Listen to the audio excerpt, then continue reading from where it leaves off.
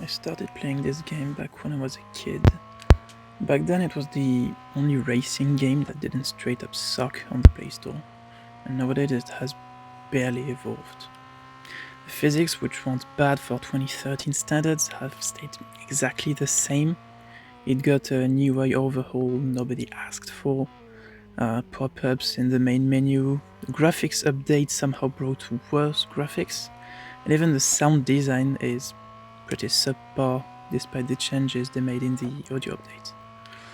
I mean, seriously, all engines with a similar layout, so V8, V6, electric, etc., have the exact same sound. As for the events, they are mostly low effort and repetitive.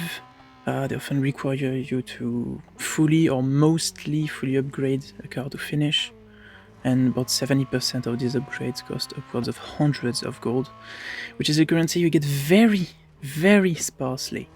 If you want any of it in large quantities, you'll have to either buy it with real life money, or you'll have to watch ads. And you can get one single gold coin for every ad you watch, which takes about 40 to 50 seconds when counting the multiple crosses, redirect, and timers you have to wait for, depending on the provider. The races themselves are only solo and against laughingly bad AIs. Teams and challenges are a legacy feature that's sat totally unused for years. Whatever can be called the multiplayer mode is mostly underwhelming for multiple reasons, including unpunished cheaters constantly at the top of leaderboards, and you can only get matched against random people in the queue, not friends, not teammates. The replay feature is mostly useless as well, as you have to watch from the beginning and can't even skip to a timestamp. And also it's limited, I believe it stops recording after like 10 minutes, so if you have a long race you can't even watch more than the beginning.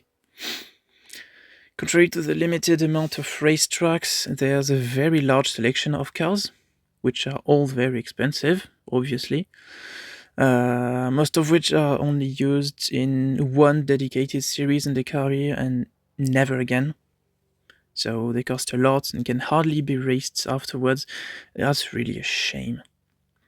Now, there's also performance issues. If you've ever played endurance races, you must be familiar with the FPS stutter when cars spawn in, and rarely the game straight up crashes before the end of a usually long race with no explanation whatsoever.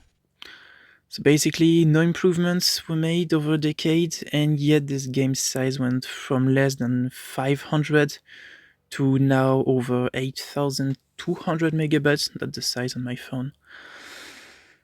Honestly, I haven't had fun playing it for a very long while. I've been just getting my daily bonuses for a while, racing, trying some events, but they're just all copy paste.